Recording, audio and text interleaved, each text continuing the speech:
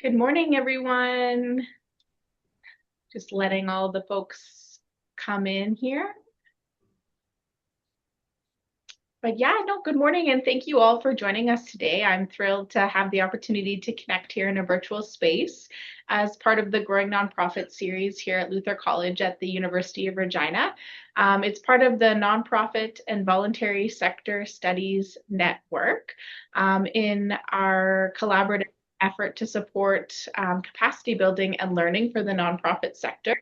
The Growing Nonprofit series is offered in partnership with the Saskatchewan Community Foundation. So we're thrilled and grateful to have the partnership with the Community Foundation to offer this series and learning opportunities for the nonprofit sector. And most importantly, I'll say that this series is also supporting and in working in collaboration with Dr. Lynn Gidluck in her course on nonprofit sector communications and government relations, which is part of the Certificate in Nonprofit Sector Leadership and Innovation. So the students from Lynn's NSLI 230 class are also part of this call today. So I love the opportunity to both build capacity and learning for the nonprofit sector and also bring students and nonprofit folks together into the same space so that we can learn and have that connection point together. So thank you all for being here. We're thrilled to be together and in this space and to welcome our speaker, Joanne Toller. And so before I get started to introduce Joanne, I will just begin by acknowledging that we are on the traditional lands of the Indigenous people who have stewarded this territory since time immemorial.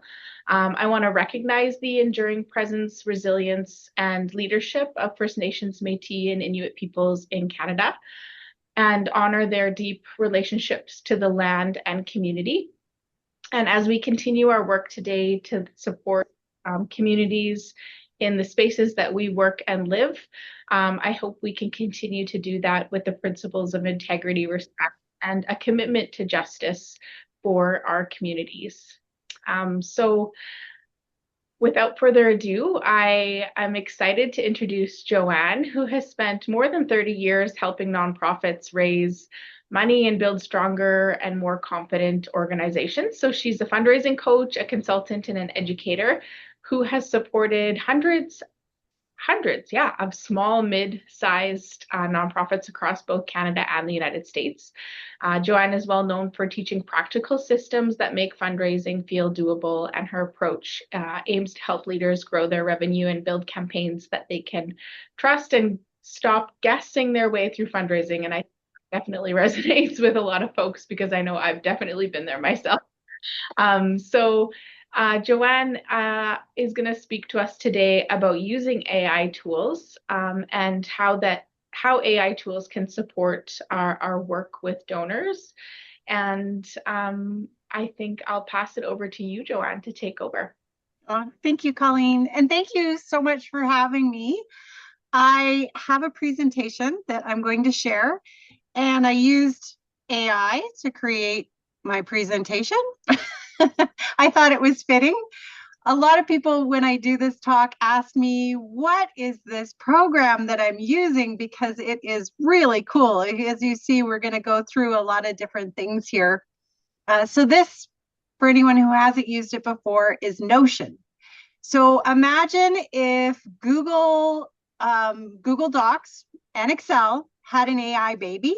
That is Notion. We've actually, as a company, switched over. This is our go-to platform. If I click this little guy over here, I can ask it to do anything from build me a database, a very highly functional database. I am not good in Excel. I do not understand formulas. It will create it for me.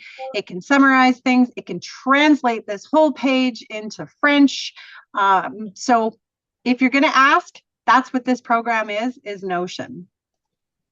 And I wanted to start, let me move you guys over here. I wanted to start with some stats in the AI sector, because this talk is really about not so much how AI is coming for our jobs. We've heard a lot in the news about how people are losing their jobs to AI, but really about how this is going to revolutionize our workload and everything that AI can do for us. So I went into a program called Notion, and I asked it to pull up some stats for me on, what's going on in the nonprofit sector.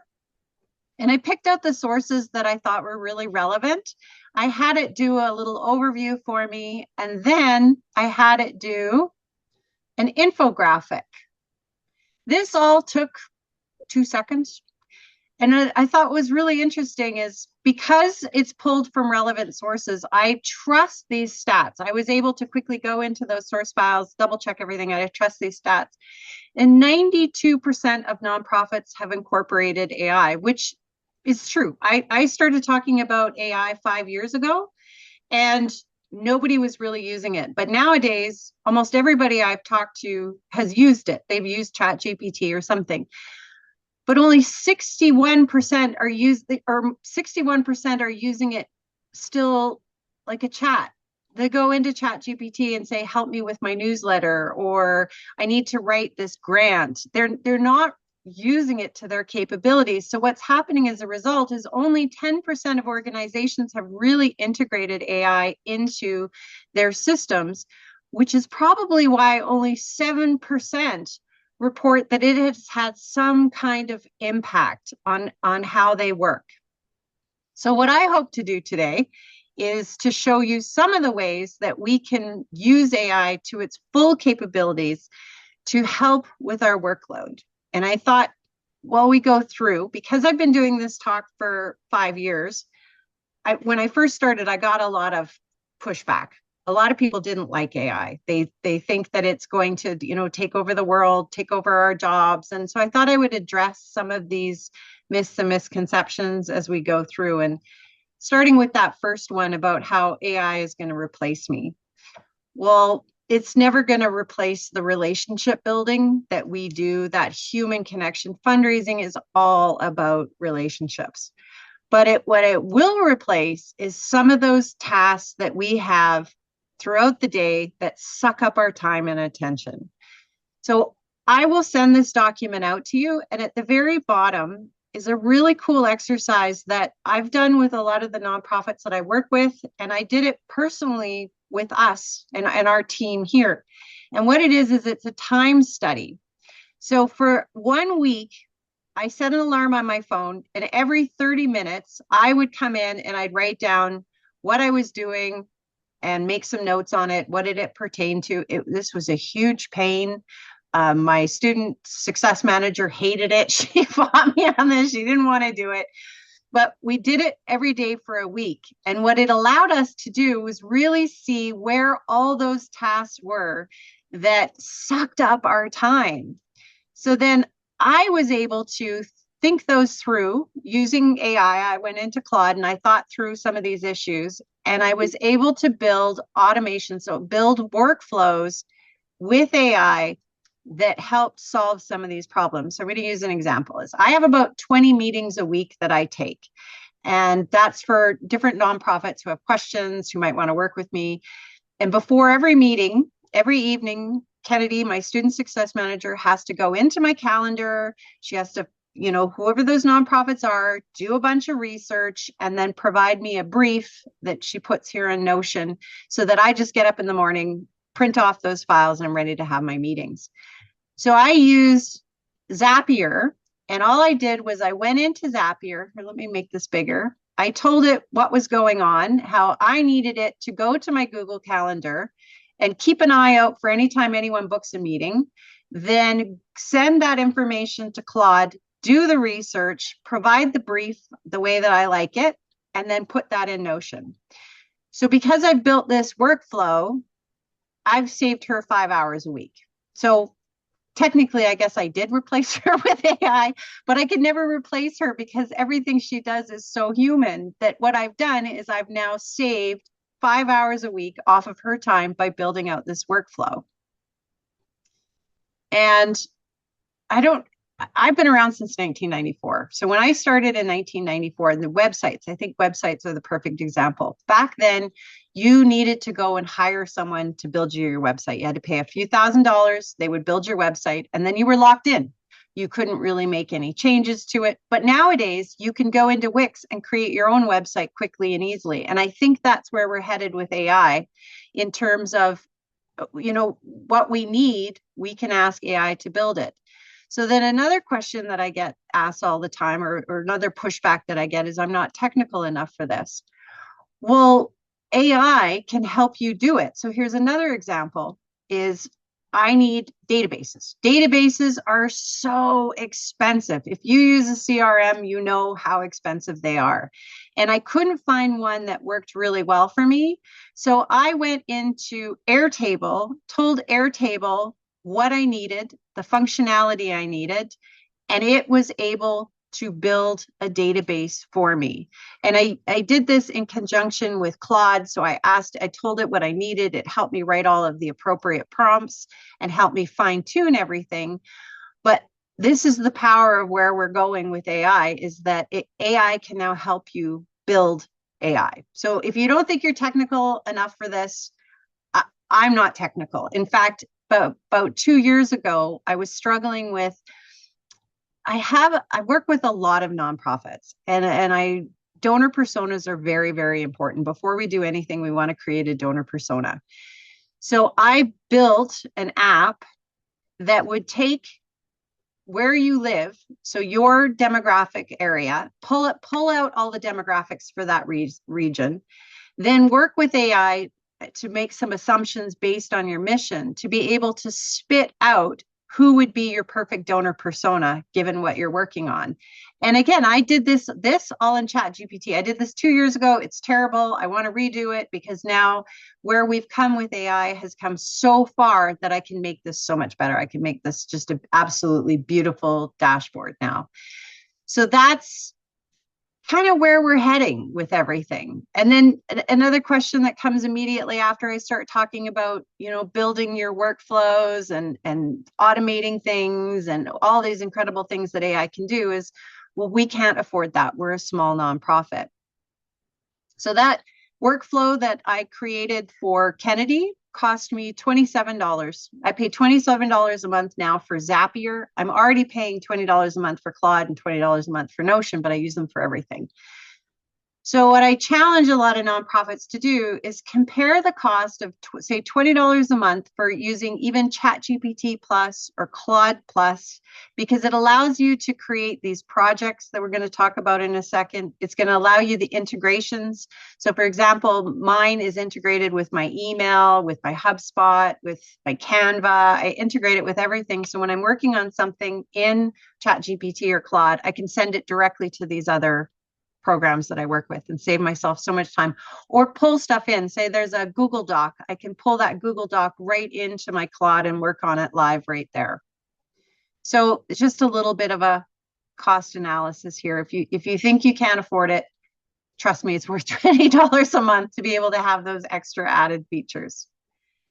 And then another big concern that I hear is how AI sounds very robotic and generic, and absolutely it does. I can spot AI content a mile away.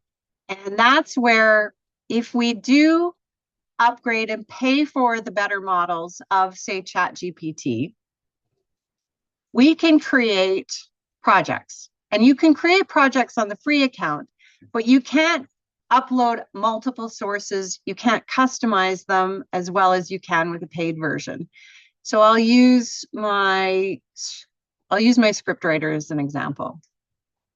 I have a scriptwriter that helps me write my YouTube scripts. Within it, I have sources. So it knows all about what I offer. It knows all about my buyers. It knows all about all of the metrics that are really important to me. It knows my structure. It knows my sales pain points. It has some extra tips. And then it also has very specific instructions on how I like my outputs, what my voice is, just some guardrails, things I don't want.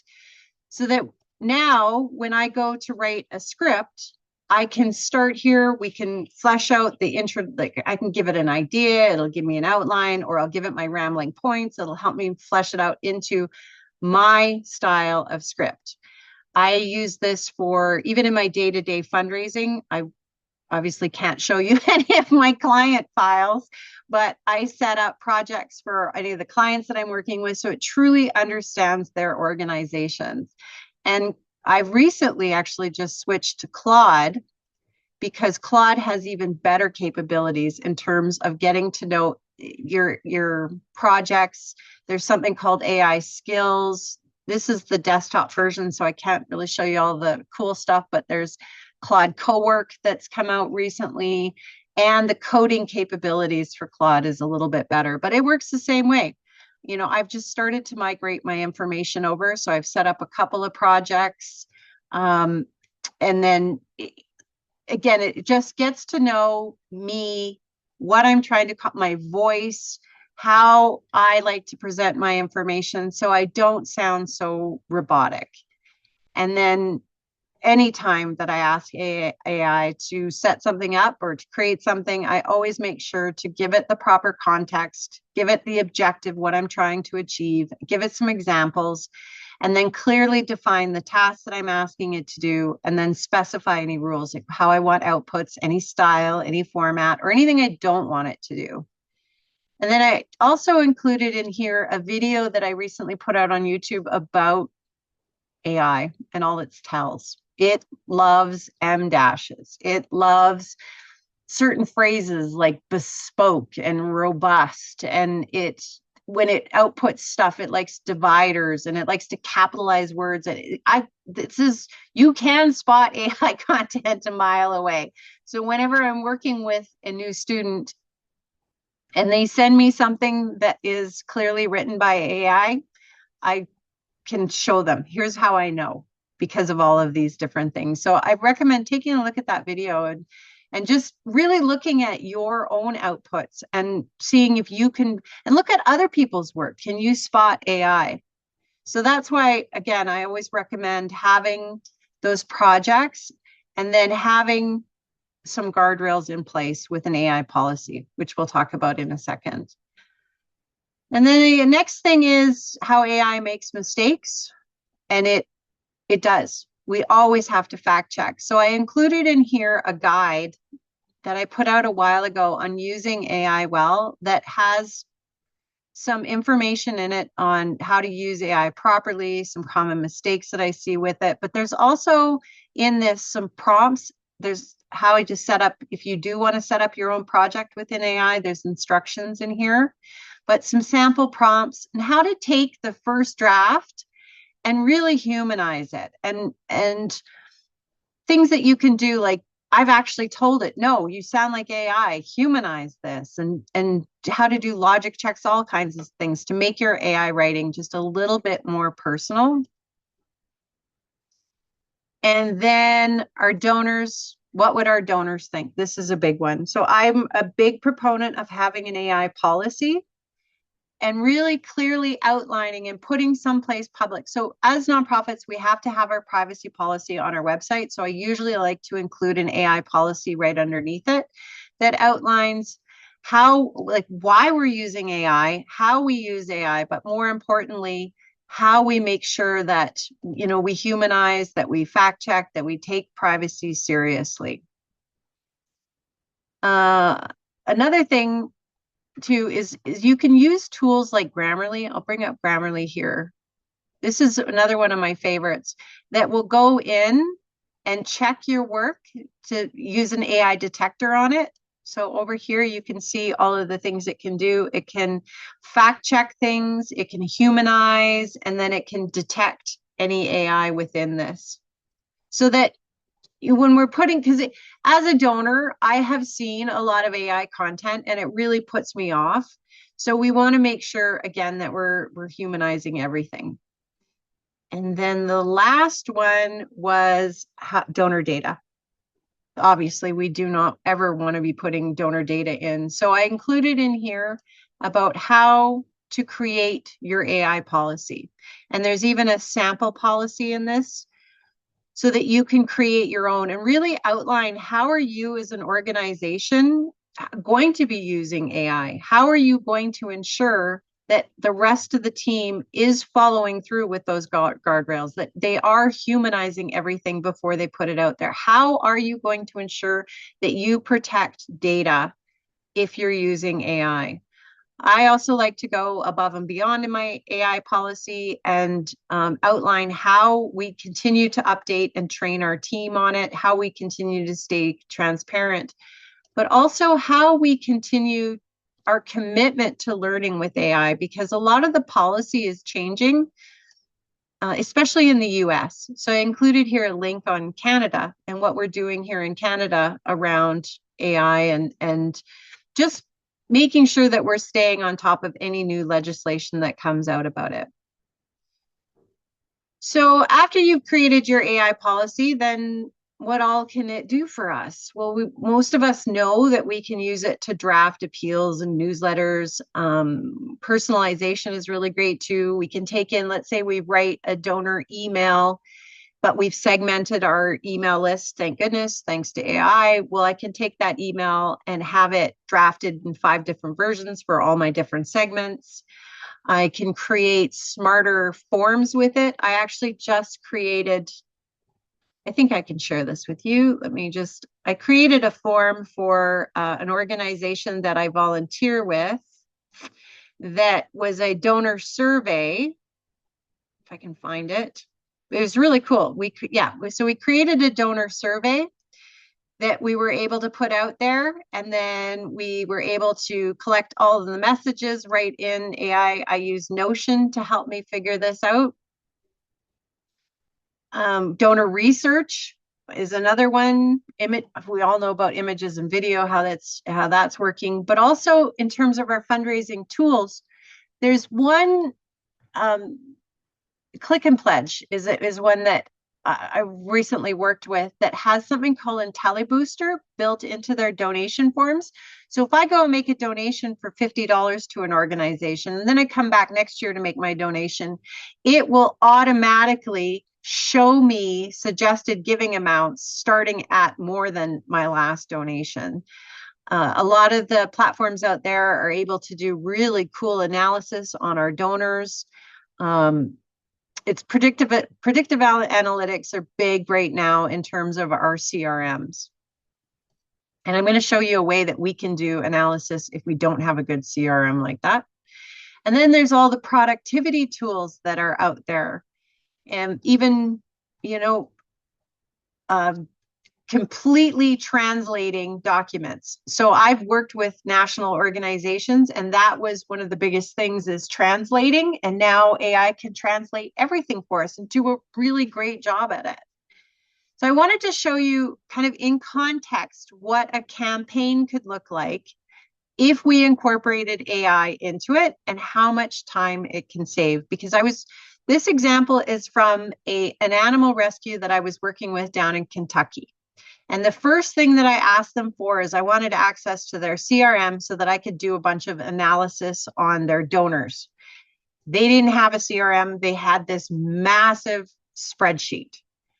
So I could either spend hours combing through that spreadsheet to find the information I was looking for, like, average gift amounts, donor retention rates. But I also wanted to know, what percentage of donors gave at different levels. There was a bunch of analysis I wanted to do. So I can't put this in ChatGPT because that would breach donor data. But what I did do was I downloaded something called Olama, which runs independent on my computer, and I downloaded onto a computer that I never use. It never touches the internet. So I've designated this old laptop now for any kind of stuff that I have to do that's very sensitive. And I put their spreadsheet into that and was able to do all of that analysis in about an hour using that program offline. So it was very secure. Then they wanted to do this. They had a casino that they were running. So how do we make casinos match an animal rescue? How are we going to pull the mission into that? So we went into ChatGPT and did some brainstorming and actually came up with a really cool idea of how we could take their special needs animals and bet on them. So basically like a live auction for them. That was cool. So then I wanted to throw all of the planning that we did in ChatGPT into a project management tool. So Monday.com incorporates directly with ChatGPT so we could get our project management up and running. Then I need to write out some of the materials. So we have our donor personas, we have all of our event details. I can create a project now or gem within Gemini and begin to flesh out all the materials. We needed an image that really went with this. And we thought of actually Gemini helped us with this, is that old velvet painting of dogs playing poker for their casino event, but we needed it in red and we had to include cats. So it created this for us, right? It's not perfect, but it's pretty cute. It worked. So it helped us create all our images. And then it threw it all into a Google Doc up on the drive so that executive and everybody else could review everything that we created, make their comments and feedback. And then we used Canva to lay out everything. Canva's got some really cool AI built into it. And then this one stumped me for a second. They were collecting all their online donations on GiveButter, but their email was hosted on MailChimp. So they would have to download all of their donor information and manually move it up into MailChimp, which nobody ever remembered to do. So I just created a Zapier connection that goes right from their GiveButter to their newsletter. So it all works in the background, no automation needed. And then with their social media posts that they were putting out about this, well, social media, you can't put links in an Instagram post.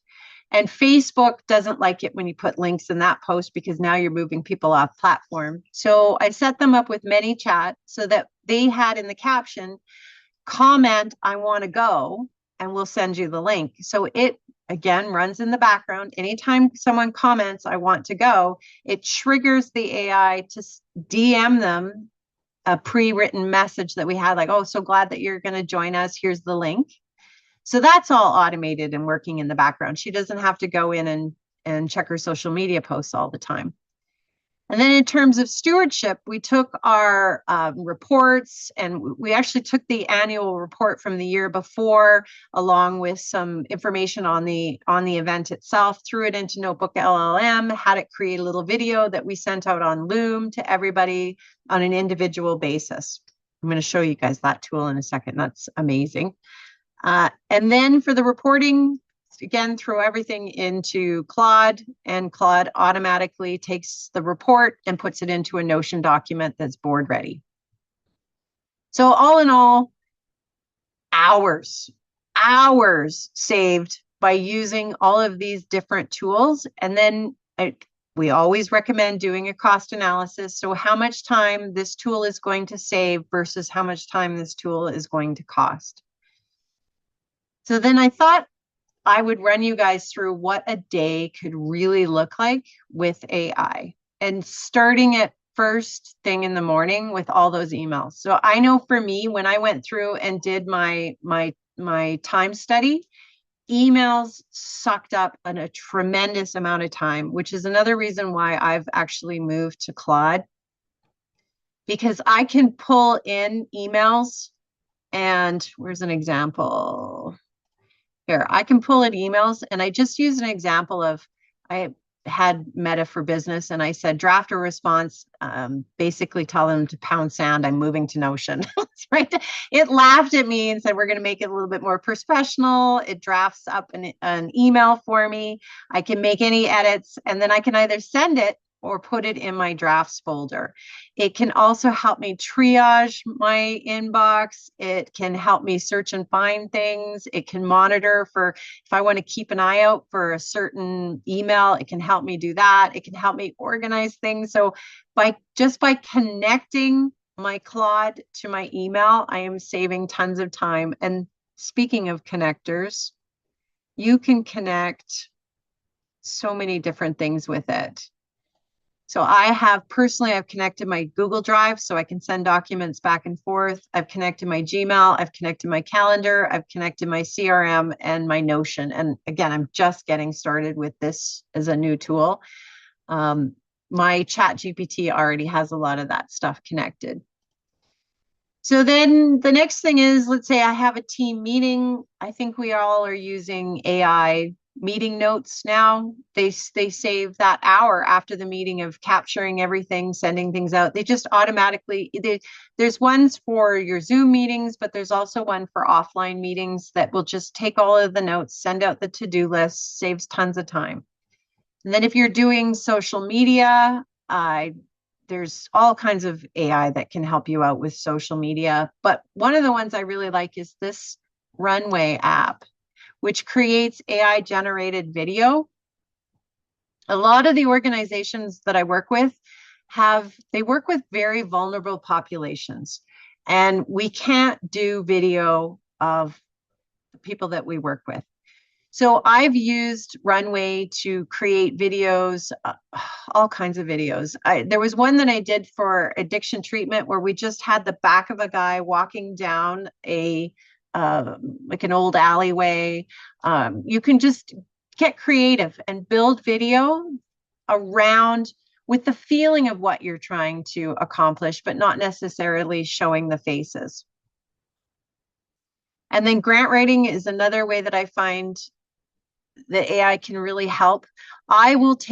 So I've set up my project. My project knows the program that I'm asking for funding for. It knows all about our organization. It has examples of different successful grants that we've written for that particular project.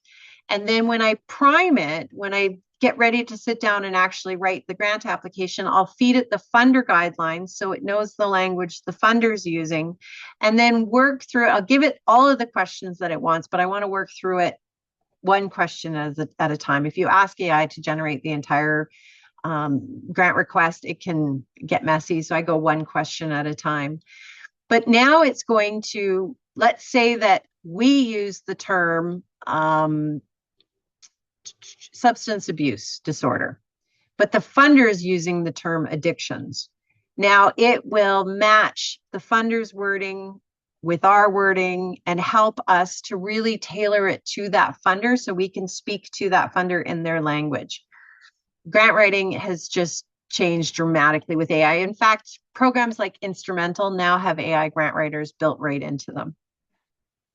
And then let's say after you finish that, now you've got to write a spreadsheet. Well, that's where you can pop into Notion and ask Notion to just build it for you, and it'll build it for you. Then this notebook LLM. So let's say you need to do some sector research. So I can go back into Notebook LLM, and I'm going to show you a different example. Well, like the one that I wanted to do here with all of the stats.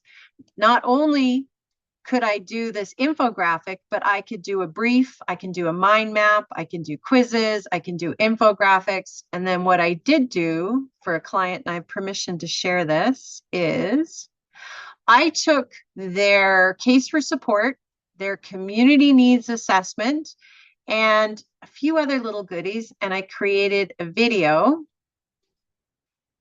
I don't think the sound will play, but it created this video. Can you guys hear it? Probably not. No, but it was really cool.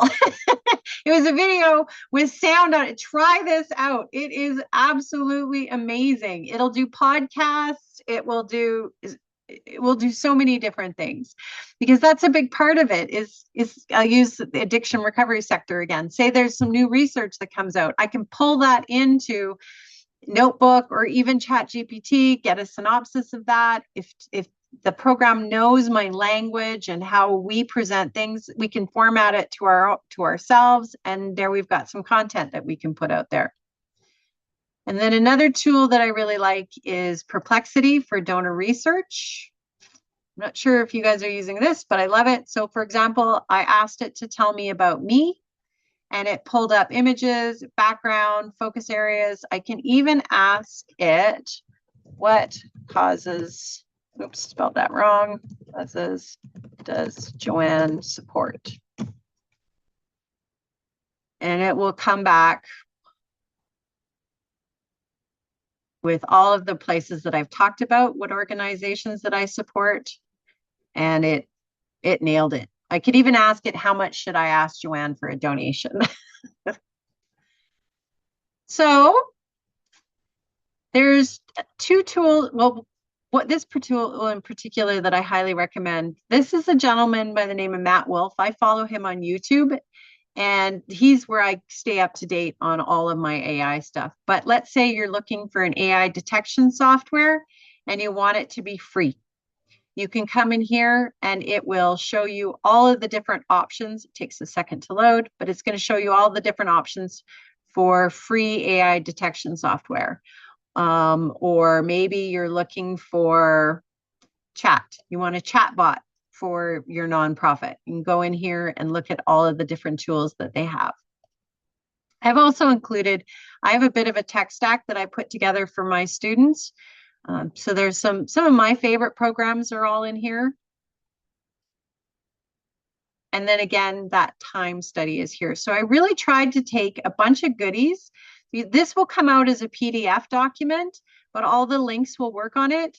So you can just go through and steal some of these goodies like the AI policy, what any of the other stuff that I put in here, all of these links will work. And hopefully this is helpful. But I really wanted to save a bunch of time for questions because what are you doing in a day that AI can help save you that time? Or are there any concerns that you have still around using AI? Any myths that we need to bust?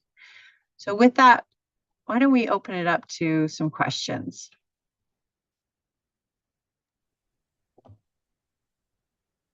I welcome anybody to just hop on to ask. Oh, like you can turn on your mic, or I'm gonna keep my eye on the chat as well.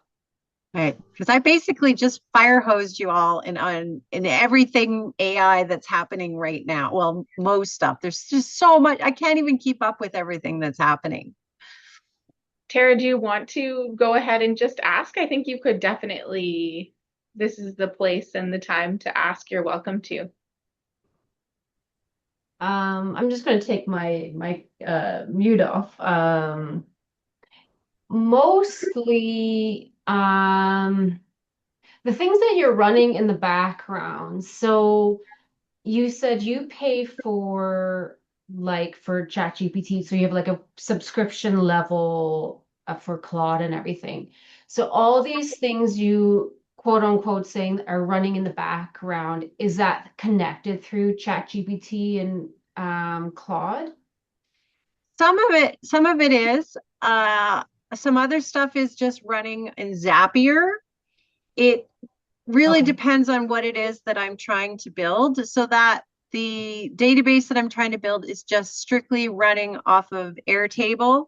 But if Mhm. I want to connect it, I was just before we started here, I was trying to figure out, Jesus, there's some way I can connect it to my HubSpot to integrate the two of them. Then it starts to get a little bit more technical. Now I need to get API keys but ChatGPT or Claude walk me through the exact steps to be able to do it, which is Okay. And yeah.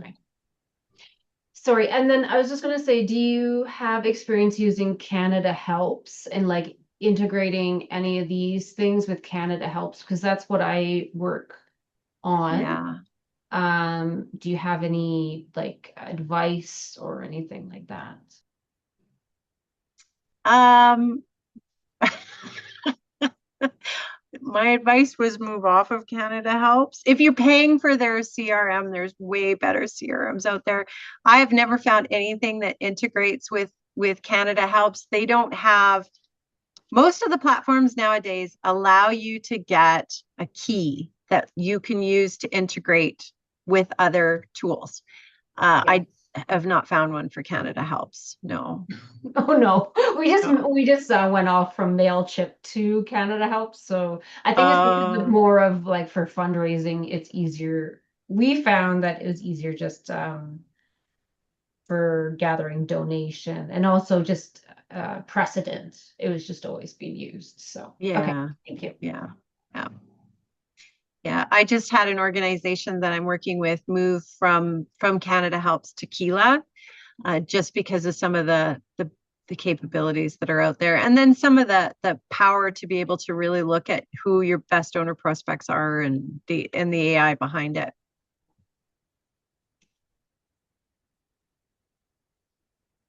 Um, that that's a great question. And Jordan, sorry, I don't want to end too soon. If you have more questions, Tara, like, and everybody can just kind of come back and continue. But I do want to call on Jordan because I think this is one thing I know I myself have struggled with, and it's been even in Saskatchewan in the news this week about the environmental impacts of these large data centers. And, as nonprofit organizations, some of us environmental organizations, this is front and center when we're thinking about the ethical implications of AI use. So I think it's worth opening that up to folks because I don't think there's necessarily an easy answer, but perhaps just kind of navigating this conversation is really important, I think. Yeah, I think that's a great conversation to have, definitely, because I know on my side, um, unfortunately, AI is not going anywhere. It's going to happen. So how can we mitigate that? Because I look at this from a perspective of, say you're an organization and you take the stance that we're not going to use AI because of the environmental impacts, but yet 98% of other nonprofits are using it, then that's going to put you so much further behind. So I really don't have an answer for it, but I would love to hear everyone's thoughts on it.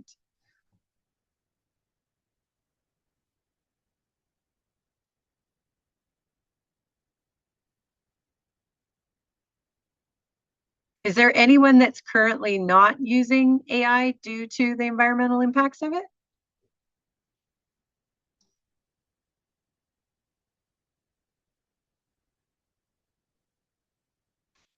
How many people here are using AI as part of their work every day? Yeah, every day. Go ahead, Catherine. And then I'll come to you, Jules. Sorry, I'm just turning this on. Yeah, the environmental piece, I think is a big concern in just how to balance that with all of the great things it can do for nonprofit organizations, because everyone's already so stretched every day with having to do so many things that there's a huge opportunity for AI. I was listening to a podcast about this, and it was talking about maybe balancing the tasks. Like if it is something that you can easily go search for on Google, maybe it's better to just go do that quick Google search than using the AI system. So maybe it's just developing that around the organization's values and how which tasks do you want to optimize and which ones can you do to maybe align it more with the environmental side too. I Yeah, like that. Uh, It's a question I think about a lot too. I don't know.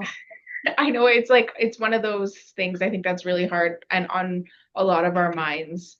And yeah, I think in the chat there was a mention also, and we've seen recently like how some of these major tech companies are contributing to a lot of very ethically conflicting.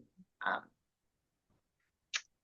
yeah, I mean they're not contributing ethically, I'll say, is maybe the right way to say it.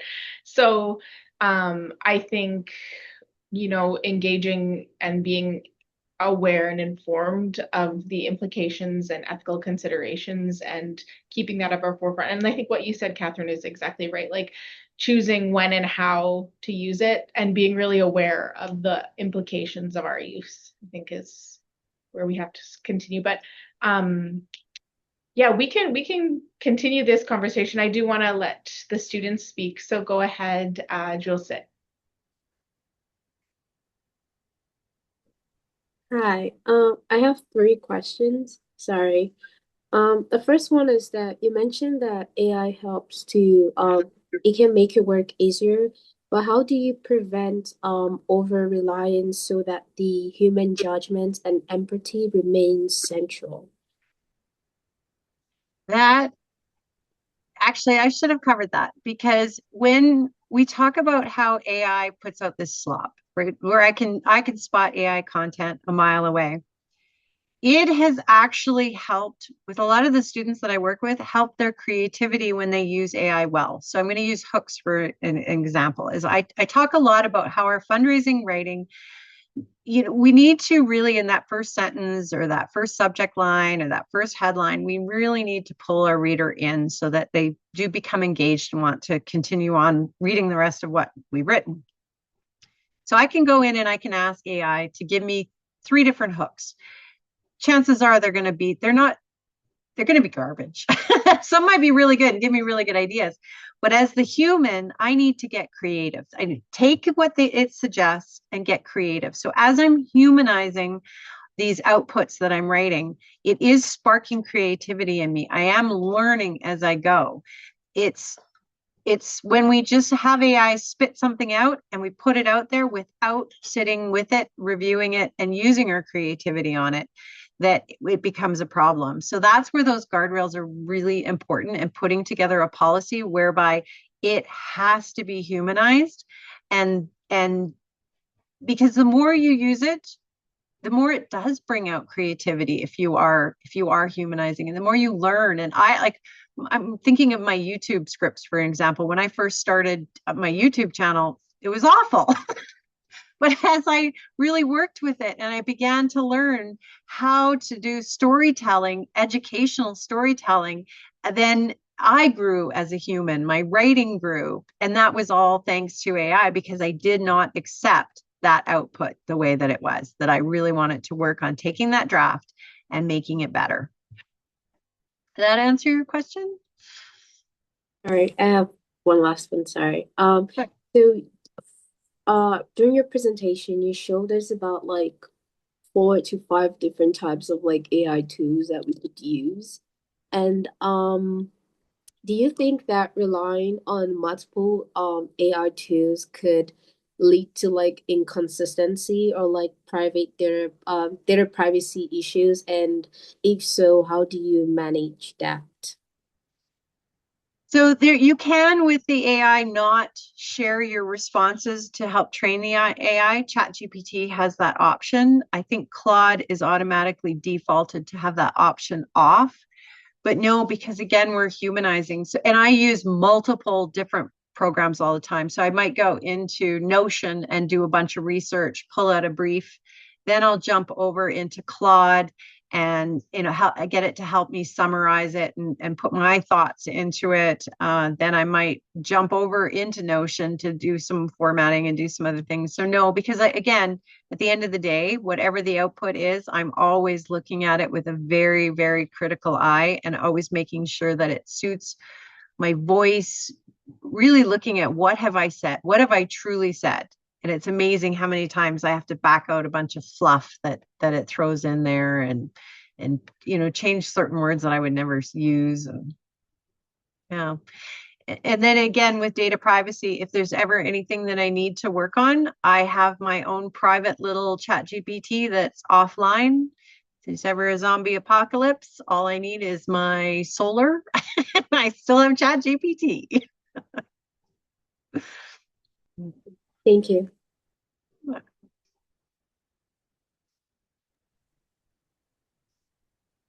Awesome questions.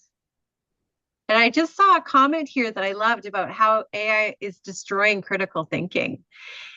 I agree. And that's with the one thing that I really, really, really wanted to get across in this is using AI well, using it for not just chatting back and forth with it on ChatGPT, but using it to simplify your workflows, save you time and energy so that you can truly focus on that relationship building, on the fundraising part of your job.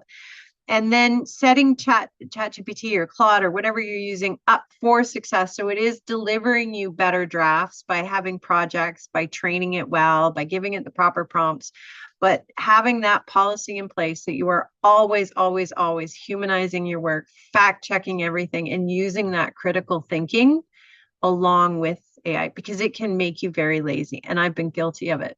I've been very guilty of it, just throwing stuff out there. This is good enough. Sorry, Kennedy, do you want to go ahead and ask your question?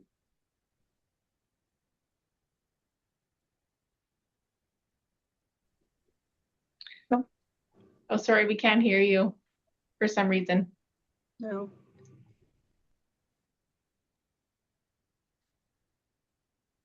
No, maybe I'll go back to your question in the chat. Let's see. Do you have, Joanne, any guidance or tips on nonprofit fraud or impersonation in the world of AI?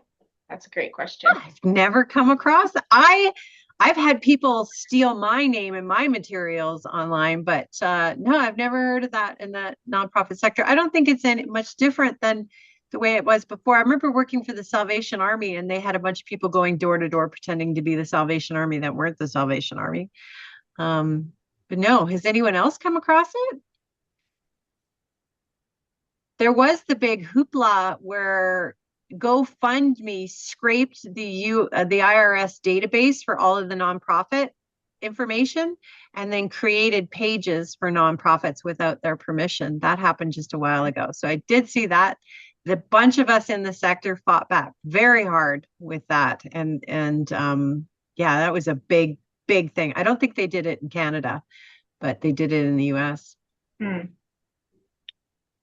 Yeah, no, those are all, again, I think for me, part of like these ethical implications, and someone mentioned in the chat, like for artists, right? When the AI is generating images and or even audio or video, like the implications for artists that are working, how do we protect their work and the integrity of the work of artists? So maybe, Yeah. I don't know, have you come across that in your work or? I have actually. I know for us, so it's a lot like, all right, I'm watching my words here. I know for us, we hire within Canada. We are a Canadian company. It's very important to us to hire in Canada. Same with voice actors. I really do believe that I prefer to use real humans than use the AI generated voice. There's just something that we can do as humans with our inflection, and so I prefer to pay for a real voice actor. And then even with images, I always try to default to real images that somebody has created and been paid for, if at all possible. It's only when there's something so different that I can't possibly make it like that the dogs playing poker. I could not, there is no way I could get the animals to sit through a photo shoot like that. So I had to use AI. So yeah, and even with the videos that we create, I always look for real stuff first. If I just can't find what I need, then I will go to AI, but it's never the default for me because I used to be married to an artist, so I get that we're destroying art with this.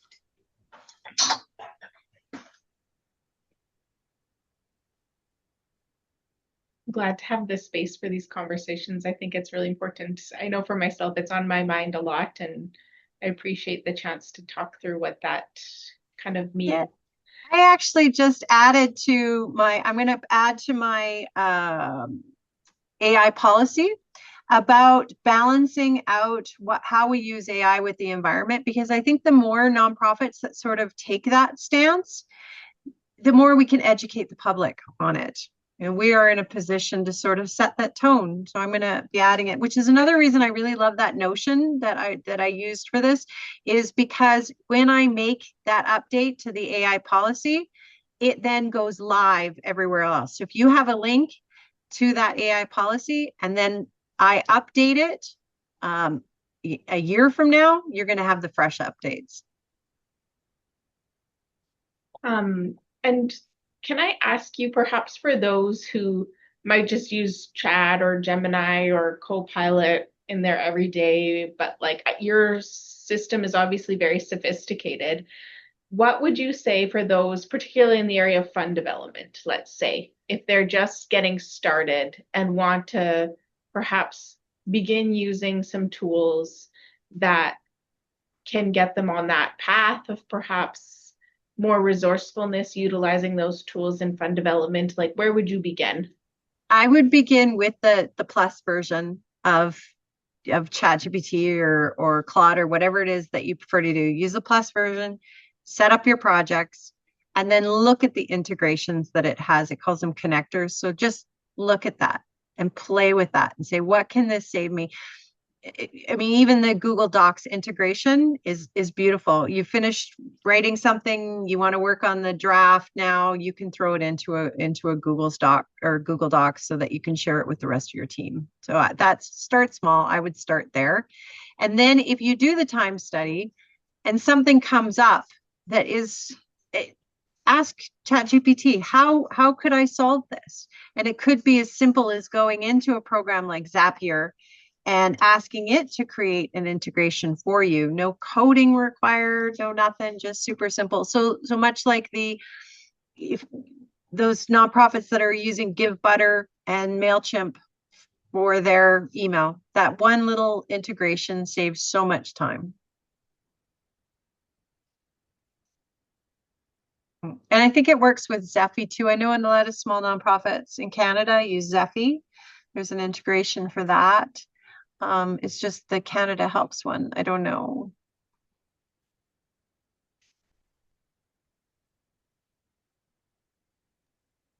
Does anyone have anything that they know takes an incredible amount of time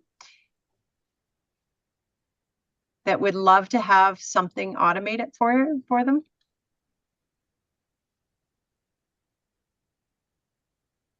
Come on, hot seat me here.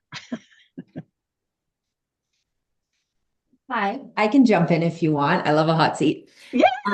I work for a large organization, so for a library, and we have very extensive IT policy because data security, collection, intellectual freedom are all really, really important to us.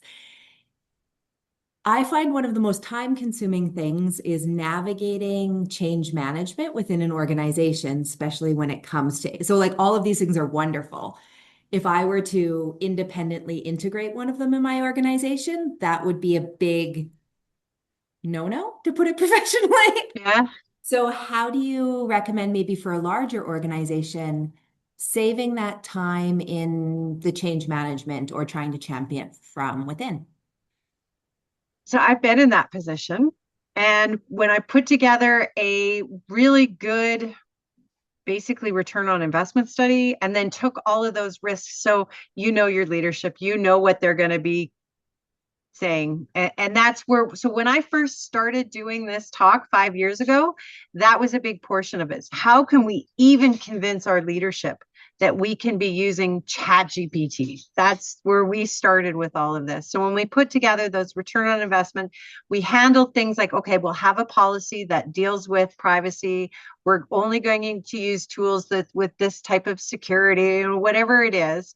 Then you can put together a case for it.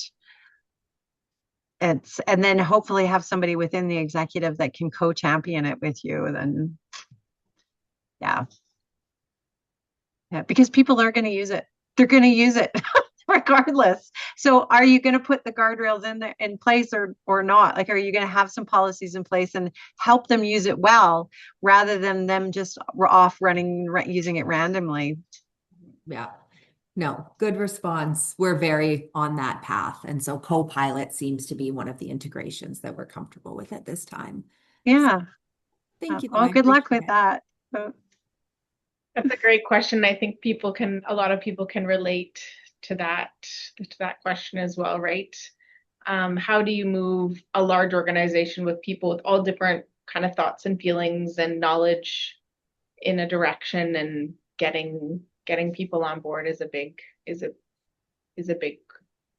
challenge, I think, to this as well. Well, and the challenge of people running rogue and going off and using it on their own anyway. I mean, I know that you can set it up so that certain sites are blocked, but people have got their phones. They're still going to do what they do. Yeah, absolutely. Great questions. We still have lots of time, so we welcome anyone who might have some more specific questions to their work, or, oh, sorry, here we have a couple here. I'm missing this. So I think Tara's responding to your previous question, Joanne, on the time, like how much time, the time sucks, I think, the things that take the most time. And she talks about tracking each task that she does on a creative project. And then Diane has another question about AI tools for creating training videos. So those are kind of two separate. Oh, very cool. Yes. Okay. Oh, there's so many tools for creating training videos. In what I teach too, we use a lot. We use Loom. Loom is one of my favorites, where you can record yourself giving a presentation and then even put a little call to action button on it. I use Descript for a lot of the work that I do. That allows me the capabilities to edit right within the program, add captions, download transcripts, and even take little snippets out of it that I can use on social media. I mean, it really depends on what types of training they want to do. I use Kajabi, but there's all kinds of platforms out there for training. So send me an email. I'll send you a whole list. I mean, that's what I do is I train people online. So I've used multiple different tools, but it really depends on your budget, your audience, how people access it. So if she sends me a bit more information, I can let her know what I would recommend. That's great. And so for tracking everyday tasks, do you have which tool? I know you showed some, but could you just kind of go back to the tools that you find most effective for keeping track of the daily tasks? Oh, so for that time study, I just used a Google Sheet. That was the easiest. And actually, I just had it printed out beside me so I can do it. Took a picture of it, asked ChatGPT to turn it into a spreadsheet afterwards so that I can analyze it. So yeah, tools for tracking. I mean, really, I can ask, actually, that would be a cool one. I can ask Claude to track my activities. Now that my Google Calendar, my email, everything is synced, I'm pretty sure I can ask it to track all of my activities. But is that what she meant about or tracking? I need a little bit more context. Yeah, it sounds like that's exactly what she's talking about. But Tara, do you want to comment? Go ahead. Sorry, I think I interrupted you. No, it's okay. Yeah. So like for example, I need to sometimes for funding purposes for another organization, I need to basically break down everything I do, um, and how many hours it takes to like create something, like for example, an email campaign or a social media campaign. And sometimes, yes, like I do like have a piece of paper and I'll just write down, okay, from 9 to 10, I do this. But like, I need something kind of in the background, how like you were saying that it's just as I'm in doing something, like for example, Canva, will it track how long I've been on that page? Because even that will give me, oh, okay, I've been designing this for so many hours. Interesting. Here, let's do something live here. I'm going to open up my Claude and see if it will do something like that. This will give me an actual chance to show you guys the real Claude too. So this here is why I switched from ChatGPT to Claude. At the very top, if I can move this, you can see how I have, can we see my Claude here? Mm-hmm. So I can chat, but I can also go into co-work. And co-work is where we can start to build some agents and do some really cool things. And then obviously coding. So the question is there a way to track everything I do in a day and analyze it? Is that what you're looking to do? Yes, yeah. Basically break it down into separate tasks. Yeah. Yeah. Yeah. Manual tracking, automatic. Oh, rescue time. That's neat. Oh, very cool. So again, I quite often will just ask AI what AI can do for me, and then it can help me build out whatever that workflow is that it's determined that I need. It can help me code if there's an app that I need to build, it can help me do that. It's just, these are all of the things that we're really still not, as a nonprofit, taking advantage of in terms of our workload, our organizational structure, everything that takes all of that time away from the work that we really need to do.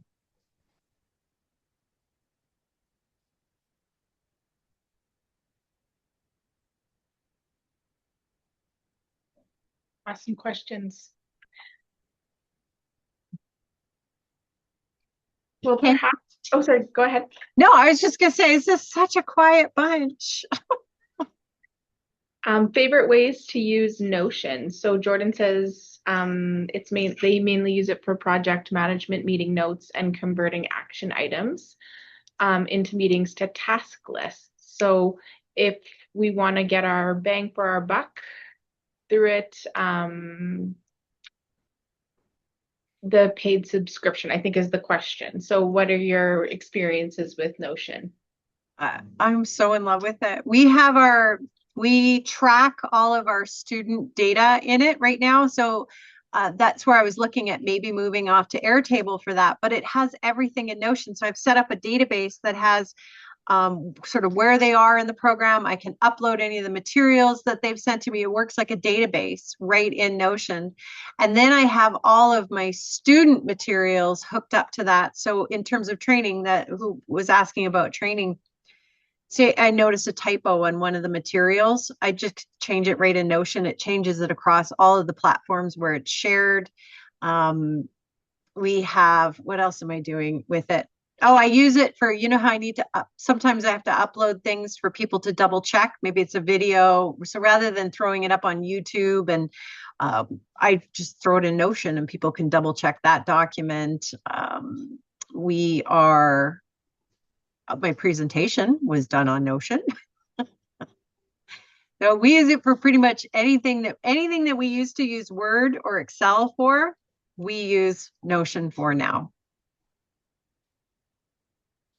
I should say Word, Excel, PowerPoint, all of it. We're using Notion instead of our that suite. That's a great question. I don't want to speak on behalf of the whole group, Joanne, but I think the part of the reason why people are so quiet is that we're many of us are both excited by kind of all the things that we could do, but also a little intimidated by kind of like I think Colleen had said, where do we start first, right? I think everybody's just becoming adept at using a tool like ChatGPT, but how do we get get to the stage where you're at, and we're so efficient and we're really getting to be so much more creative in what we're doing. Yeah. And I think that really starts with that time study. So here, let me share this again. So I will send this to you to send out to everyone.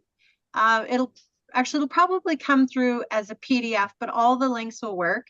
So go down to do the time study and give it a shot. Spend a week. Again, it's a pain in the rear, but you can also do what I suggested, where just keep the paper beside your desk and write on it what you're doing, and then take a picture of that, put it into your ChatGPT, and get it to put it into a spreadsheet, or get it to analyze it for you and make those suggestions on, geez, what can I do? How can I use AI to really save me time? But you can also look at it too. What things should I be delegating? That was a big thing that came out of it for us as a team, was I'm doing things that I should not be doing, that Kennedy should be doing. So I had to just let go a little bit, let her start doing some things. So that time study was a huge resource for us. And then once you kind of have an idea of that, I get into the chat GPTs and do those programs, but you're going to have links to, say, Notion.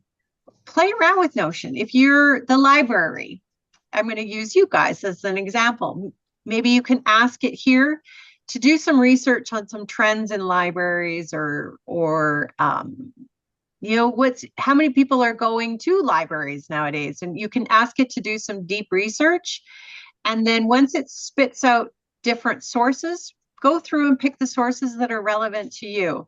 And then come on over here and try doing a video overview or a report or a slide deck. And then see how could we use that? So for example, that one that we did for, where is it? For True North Society, we actually took that video that it created and made some edits to it, got a human to do the voiceover. That was a big thing for us. We wanted to have that human touch, and created a video that we now share that has basically our case for support mixed in with the community needs assessment that turned out to be a very powerful basis for a great video that we did. So just start playing around. That would be my advice. If you've got something like even Zapier, go in and ask Zapier. It's free to check out for something crazy. Go in and ask Airtable for something crazy, and just see what the capabilities are. Again, I've included as many resources as I could in here for you to check out. If anyone wants to check out that Olama, there's tons of YouTube videos out there on how to set up your own personal, private, secure AI on a laptop you're no longer using. But yeah, that's how I'd suggest get in and do it. Just check it out. Maybe designate 30 minutes once a week to just play around with what's out there, and go into futuretools.io and see if anything catches your attention. That social media, I know a lot of small nonprofits, social media is a huge time suck. Well, maybe there are some tools that can help speed that up for you. Like that ManyChat. I love ManyChat, and that's free to use as well. Most of the tools that I've tried to pick out today are free. It's really only the ChatGPT Plus that I do recommend getting if you're using it a lot. Thank you. Oh my goodness. I feel myself inspired to start somewhere because I must admit, I think I'm a slow adapter. But I've opened a whole bunch of these different tools, and I think that yes, I'm glad I'm not alone, Dara. But yeah, so I think you've given us so many incredible tools here, and you've been super generous as well. So thank you so much for the willingness to share all of that. And I know I'm gonna dive into some of those tools more. And like you said, just getting started with the spot that I think works best within our own workloads and spaces is the ideal way to start. So maybe I'll just do one last call if anyone has any other questions or comments. But if not, we'll just stick around for a few more minutes. And I do need to thank Lynn for organizing such an amazing class and for bringing Joanne in to teach us today. And I learned a lot from you, Joanne, and I really appreciate everyone coming, and I hope it was the same for the folks here as well. So thank you, Lynn and Joanne, and everyone for coming today. And we did record the session, so we're going to share that as well. And then I'll send out the tools that Joanne shares too, so that we can use those. Thanks, Jackie. Yeah, thank you all. Have a wonderful day.